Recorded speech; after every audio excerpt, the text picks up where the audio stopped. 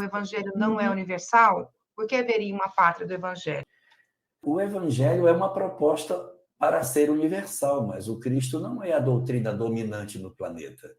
Nós temos outras doutrinas mais abundantes. O budismo tem uma quantidade imensa de seguidores.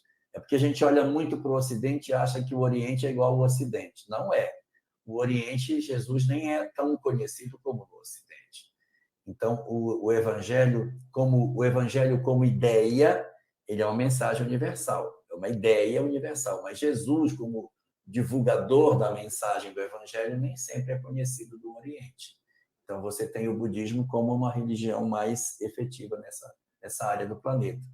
E depois você tem o islamismo também extremamente difundido agora no Oriente. Era menos, mas agora tem crescido de maneira bastante intensa sobre a Europa, sobre a Ásia, na região das Filipinas, da Indonésia, tem crescido muito o islamismo na China, na própria Rússia, tem havido um crescimento muito vertiginoso do islamismo.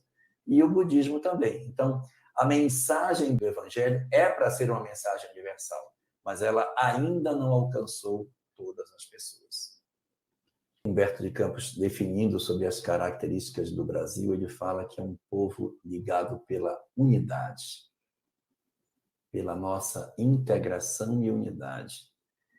Então, eu queria só destacar isso para que a gente não perca essa característica, que a gente não permita que determinadas contingências da situação presente que a gente viva nos divida, nos separe, nos veja como seres, como se fôssemos diferentes. Nós somos, antes de qualquer coisa, irmãos por sermos brasileiros.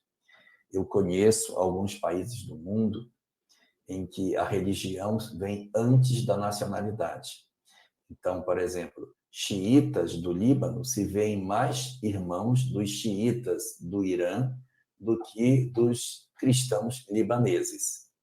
Nós não podemos deixar que outro tipo de visão nos torne separados entre a visão de sermos todos brasileiros.